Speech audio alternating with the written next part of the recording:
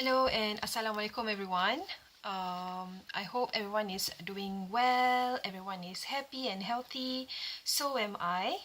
Well, not so healthy because I am actually going for my wisdom tooth extraction next week. I had this pain since the first week of November, but I totally ignored it because I had a conference to attend in Hamburg, which is about 3 to 4 hours driving from Frankfurt. So soon after the conference finished, I started to concentrate on my pain and dah tak tahan sangat, so I went to see the doctor. So this video is purposely to tell you guys how it is in Germany when you are dealing with your illness, especially when you are planning to get medical service or medical treatment, so on and so forth. So I'm not going to give like a detailed explanation or any macam list ke documents ke macam mana nak buat. This is totally based on my own personal experience and experience pasal sakit gigi and not about sakit yang lain-lain. Apa tu?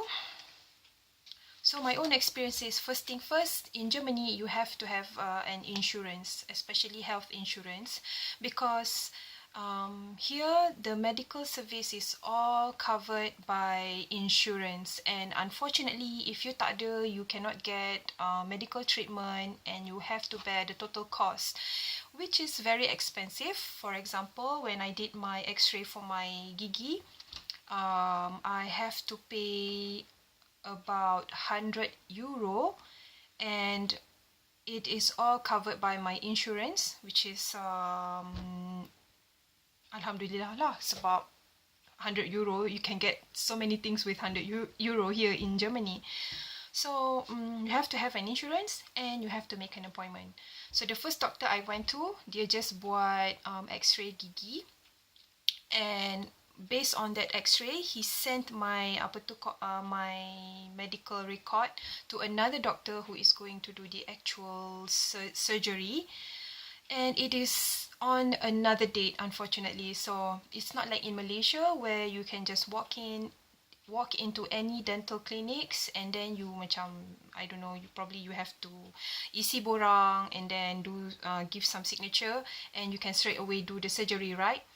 But here is not the case. You have to first macam I kena buat x-ray dulu, and based on that x-ray, my doctor yang first tu, he sent my medical record to another dentist, and it is on another date. So the period between the first appointment and the second appointment is 2 weeks, and that is because of the insurance. So basically, I went to the first doctor using my travel insurance, and this travel insurance is not fully covering all the sakit. It only covers like a certain kind of sakit, and it's all in the document. However, because my husband is working here, so I get an insurance covered under him, so he covered me, so I can use like macam mana partner insurance. I don't know how to explain it to you, but since my husband is insured by his company, so I also get the total benefit. So the second appointment was using his insurance, which technically is mine as well. So it was about 2 weeks, but the first doctor gave me ubat tahan sakit, and also ubat antibiotic to buang the kuman, to kill the kuman. Unfortunately, it also killed my kuman baik. That's another case for another video. So anyway, back to the procedure. So the second appointment, I went to the second doctor, and again, the surgery was not on that date. I have to make another appointment because he gave me this document, and actually dalam dokumen ni ada everything about the procedure, like dia akan bagi tahu you why wisdom teeth extracted. Dia akan bagi tahu you detail macam information pasal kenapa you kena buang this wisdom teeth extracted. And I never knew about this thing before. I only knew that wisdom tooth tu memang kena buang sebab sometimes dia akan cause you pain.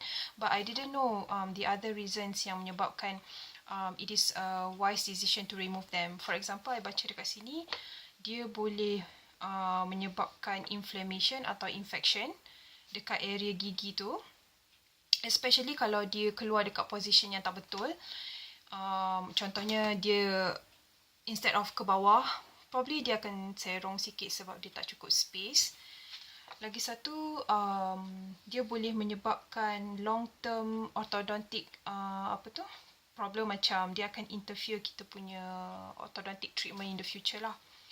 And dia boleh menyebabkan caries gigi sebab dia dekat dalam kita punya gusi, so dia tak properly keluar, and that will cause some kind of other general disease, and also juga boleh menyebabkan cyst, CYST, cyst. I don't know what that is, but I selalu dengar juga perkataan cyst ni, especially macam dia ada woman problem kan, macam penyakit perempuan. And finally, dia akan menyebabkan inflammation. And this document juga, dia bagi tahu you the detailed procedure, like apa yang doktor tu akan buat, so you tahu what's going on with your body. I think this is good because as a patient, as someone who is not in the medical area, it is bagus juga kalau kita dapat tahu what's actually going to happen kan during the procedure, macam apa yang kita akan lalui, apa yang akan hilang from our body. I don't know, those things are very important to me because I take my health very seriously. And then dia bagi tahu kita juga complications yang akan kita lalui after this procedure, after this surgery. Dia akan bagi tahu kita, juga like instruction sebelum operation, and then selepas operation, and then apa benda yang kita boleh makan, tak boleh makan, so on and so forth lah. And then dia akan ada juga this section where it tells the doctor what he needs to know. So kita kena isi. We have to tell the doctor what he needs to know, like our allergies, our history of medication, if we're pregnant, or if we have any heart or lung disease. So this is important, right? And ada juga questionnaire. There's also questionnaire here. Some of the questions are: is your or your child's blood pressure normal, high or low? Do you have diabetes? And also, have you been under medical care recently? And for women juga, could you be pregnant? Are you smoking? Things like that. So these are the questions. And finally, ada doctor's comment. And this area is where the doctor tells you the risk and also what's the best treatment for you according to the situation lah. And finally, you will give your signature here as agreement that as a proof that you agree to all these conditions. So today is the 25th, and my surgery will be on the 1st of December. I have already made an appointment. It will be in the afternoon around 2 o'clock, and then after that I will go for another appointment to check up. So basically that's all you need to do. If you're having like dental problem, the bill will be proceeded to the insurer, which is my insurance agency. I don't have to deal anything with money. So itu yang paling senang in Germany, like once you ada insurance, insurance ni akan cover you punya total cost lah. So you don't have to think about that area. All you have to think about is your health. But first, of course, we have to have this insurance. So itu je lah kot. I have a friend who had a minor surgery as well sebab dia ada gallbladder punya problem. So what happened to her was because she used travel insurance, and like I said, travel insurance dia tak cover total cost of your apa tu kesakit. So what happened to her was she received the bill and she had to split the bill. For example, whatever yang insurance agency boleh cover, it will cover for her. But other things, for example, macam when she used the ambulance, so ambulance is not covered, and then katil dekat hospital is not covered. So these are the things that you have to know, and you have to know what you are paying for,